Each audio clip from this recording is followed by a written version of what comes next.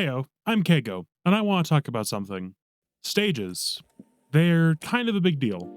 Any competitive game normally has different layouts to play against the opponent on.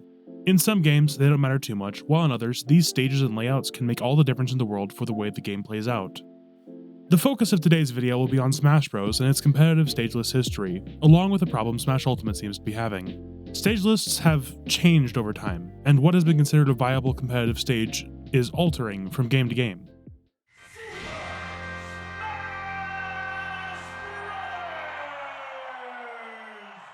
In 64, the only stage is Dreamland. The other stages are too large or chaotic to use them in a competitive environment. Players, even at this earlier stage of Smash, notice that this stage is the best stage for a 1v1 format. There is very little outside interference, even with the wind. It is still played around, and thanks to Wispy choreographing when and where the wind will blow, it's fairly balanced. Truth be told, there is not much to be said about the stage list for Smash 64. Moving on, Melee.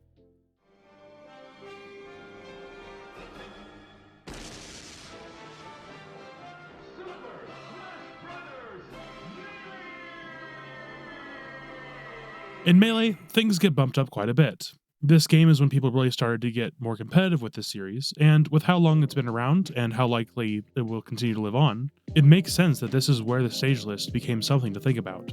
Modern Melee has Battlefield, Final Destination, Dreamland, Pokemon Stadium, Fountain of Dreams, and Yoshi's Story as their legal stage list. Some of these stages make sense. Final Destination, Battlefield, and Fountain of Dreams work, and others, in spite of some smaller issues, and can be easily accepted and understood. All of these stages and their hazards are normally minimal, although the two main stages that clash with that proposal are Yoshi's Story and Pokemon Stadium. Yoshi's hazards are fairly minimal. The flying Shy Guys can become a block, but normally don't impede gameplay, and Randall actually can be used for some pretty clever plays. The other stage, which in my opinion is the most interesting case study, is Pokemon Stadium. From what I can tell, the base stage is great, though the transformations are debated. Some want to leave them in, while others will mod them out. Many Melee players I have spoken to have admitted that the transformations allow for reactions to the forms, and that they add a much needed spice of variety to the game for the players and audience at large.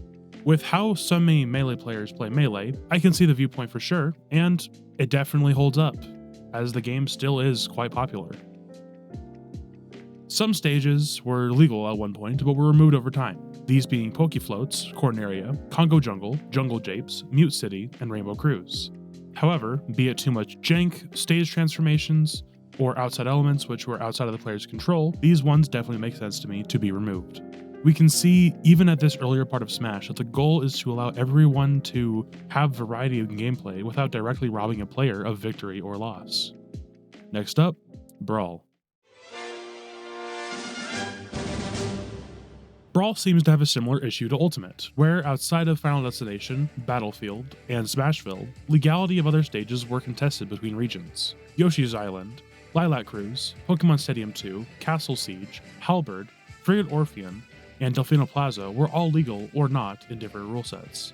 Two stages, though, were banned or legal depending on if Meta Knight was banned in the specific tourney though, these being Brinstar and Rainbow Cruise. I think this is due to Meta Knight's ability to camp around larger stages, and these stages definitely apply. Brawl had seemed to get a good handle on how diverse stage lists could really be. Sure, stages had problems, but they had been a problem from the beginning. Smash was never initially designed with intense competition at the center of it. There seems to be more of an issue with lowering the stage count, if anything. I would say that Brawl, in spite of its rough history with Meta Knight, was an interesting case that had many debates on legality between stages. I think I'll be skipping over P+, since I have the least experience with the game by far, and from what I can tell, many stages are modified to become legal, and with an inbuilt pick/ban phase, they have a handle on it from what I can tell.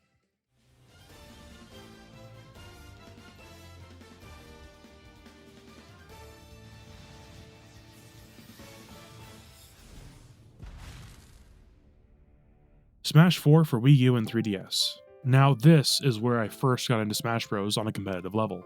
It was when I first went to my first few tournaments, and where I discovered I love underdog characters and oddball characters to this day. I got into the game like a week after Bayonetta was added, which was the beginning of the end. Smash 4 had a few interesting things about it. The 3DS version was playable before the Wii U version, and some stages aren't even available between the two. So I will clarify here. I will specifically be talking about the Wii U version, as once it was released, 3DS tournaments really stopped happening for the most part. The game as a whole was slower and a bit more reactive in nature, and the stage list was already well formed when I was introduced to the scene, just 2 years after the game had been out. Battlefield, Final Destination, Smashville, Town and City, Dreamland 64, and the bringer of PTSD, Smash 4 Lilac Cruise were the legal stages. Alright, listen, I know Lilac was mentioned earlier, but this Lilac was extremely hazardous and notoriously disliked by the community. If you wanted to grab a ledge, you needed a good recovery, and even then you could still be killed. The stage was notoriously disliked, but it allowed itself to stay thanks to its unique layout and diversity among the stage list. The other stages were stationary, with maybe moving platforms, but when it came to Lilac, everything was moving. I do not miss Smash 4 Lilac, but I do appreciate it, retrospectively at least. The biggest complaint was simply that the stage moved too much. The ledge was rising or falling so consistently and inconsistently that often people were gimped or put onto the stage early in fast fall and free fall, which led them to be killed even earlier. At this point, the Smash community seems to have its mind made up about stages and what they could be considered as viable, with symmetry in their stages, small enough stages that you couldn't reliably camp, and having enough variety in the scene that you would be able to have good stages for just about any character. The game was honestly kind of healthy at the time, in spite of its flaws, and pending doom with Bayonetta Cloud taking over the meta.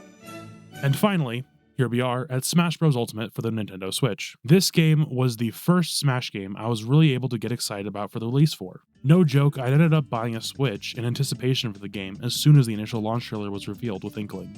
At the time, many other players, thought that a new Smash game wouldn't have come out for 3 or 4 years, but in retrospect, it makes complete sense to capitalize on the new console. Smash Ultimate improves on Smash 4 in just about every way, and alongside its tagline "Everyone is here," the addition of the largest stage selection in the game gave us as a community the ability to have a much larger stage list than we'd ever had before, potentially. What is interesting to me is that in the course of over 3 years since the game had come out, there is still debate among local scenes and majors as to what stages are and should be legal or not. Smash has given us Stage Hazard Off, which is awesome. It delivered a great opportunity for many stages to be brought into the roster. Final Destination, Kalos, Pokemon Stadium 2, Town and City, Smashville, Battlefield, and Small Battlefield are staples, with certain stages like Yoshi's, Northern Cave, Lilac, and Hollow Bastion being more controversial for their own issues or similarities to already pre-existing stages. We seem to be getting closer to a consensus. However, there doesn't seem to be any sort of mutual agreement on how we can shape our stage lists. This, I think, is in part to the biases that we all have a part of when it comes to our preferences in this game. The characters you play and enjoy fighting with and against will certainly partly shape the stages that you want to be legal. What kind of annoys me, though, is that, well, there are so many additional stages that could be legal which we are just not even using or considering. I understand that too many stages will become overwhelming and a mess to deal with, but at the same time, in my opinion, there are plenty of stages which we could be using for tournaments that we just are not. So, without further ado, I am going to recommend some of the less enjoyed stages which I would love to see be considered for Smash. Number 1, Lilac. Lilac! Yeah, no, I did just mention how I hated Lilac in Smash 4, but I love Lilac in Smash Ultimate. I don't even play a character which is good on Lilac. Both Pac-Man and Little Mac, who I main, are terrible on the stage. But, of the game's stages which have been normalized, it is the most unique of them all in my opinion. It seems like such a waste to me then, that so many people are potentially getting rid of the stage just because they don't like to deal with some of the jankier or stranger interactions. The stage hazard of rotations are gone, thanks to Stage Hazard Off. And from what I can surmise, most people just refuse to learn how to play on this stage. I could see some of their arguments, but overall, I believe that it should be a stage which is an option that can be banned or selected. But I understand experiences can differ. Yoshi's Island. Yoshi's Island, man, I really like this stage. It has such a great aesthetic, and with how Yoshi's story seems to be getting phased out across Smash scenes, I really want this kind of aesthetic to stay. I absolutely love these colors, and I love the formatting. When I first was looking into this stage list, I imagined that it would just be Smashville, but way less even. But alright, let me show you this website. It shows you how these stages are actually shaped. And this stage is a lot more uniform than I expected. Sure, there are slants pretty much all across it, but I think that this is much more fair than people thought, including myself, and I'd love to see it become legalized. I feel like it could be very good versus characters which normally would camp, as it messes up a lot of projectiles and other attacks which usually would do well on a flat stage. WarioWare. WarioWare is a very interesting stage to me, as we need to deal with the question of what exactly we're looking for in a stage for a competitive platform fighter. The obvious issues with WarioWare are its platforms and general size. The problem some people have with Town and City is how close the stage's edges are in regards to the blast zone. Some attacks and throws that could potentially cheese early game can kill way earlier on WarioWare, which is something to consider. That, along with the triple stacked platforms, can allow for much easier ladders and advantage states. I personally would enjoy to see this stage and to see how players could play around it, but I completely understand why this one of the stages I'm recommending isn't going to become a legal stage. It's just wishful thinking. Last but not least, Spring Stadium. Yeah, I bet you forgot this stage existed, didn't you? I did too. It took me a few minutes of clunky Google searches to even remember what the name of this stage was. I just kept typing in Min stage and it kept going to ARMS, which, man, what game is that even? Spring Stadium got a lot of people excited when they first saw it. Not only did it look like a fun stage for casual play with boost pads, but it also looked like it was viable as a unique stage for a competitive scene. Between its center wall at the bottom, which was very similar to BS2, and the smaller unique platform at the center of the stage, which made it very much different from Smashville, both of these things were very, very interesting. If you've played on this stage before, though, you no doubt know why it isn't viable. These weird top ceiling pieces, which can stop opponents from getting launched into the blast zone, and even can be teched against. They aren't visibly on screen, which makes it a lot worse in my opinion. And if it wasn't for these little ceiling pads, I would say that this stage would be awesome to have as a legal stage. This stage makes me want to make a mod just to remove those ceiling pads, because it would be completely competitively viable. Look at this graphic. Now look at it compared to Final Destination, or compared to Pokemon Stadium.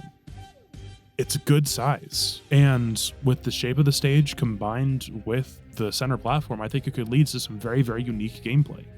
Sometimes I even think to myself about this stage. Would it be so bad to have those top pieces? Looking at it, these things are bigger than I expected, these pads. However, we've had stranger stage shapes before, so the question is, how would we approach this? I'm not sure. I would love to mod them out, because I'd love this stage to be legal, but I don't know. I would not be surprised to say that within the end of this year, Smash stage lists will become much more uniform. They have been narrowing over time ever since the game's release. However, compared to Smash 4, which was the game I came into, I would say that it took a lot longer. Different players and characters will thrive in differing stage lists. Walls, platforms, movement, hazards, and ledges all differently will affect how someone will go about their dream stage list. So objectively, it is something to look at, and bias is something to avoid, however unavoidable. I love this game, and I don't want it to become so serious and rigid and narrow that we can't enjoy variety in the competitive format and environment. I've said my thoughts though, but what are yours? Do you have a unique stage list that you want to share? Perhaps your local scene has a different rule set that makes it more unique. Is there a specific stage that you wish could be legal? My name is Kego. Like, subscribe, and tell me what your thoughts are in the comments below. And if this video sparks a conversation between you and any of your Smash friends, come back and tell me about it. I love reading your comments. Thank you!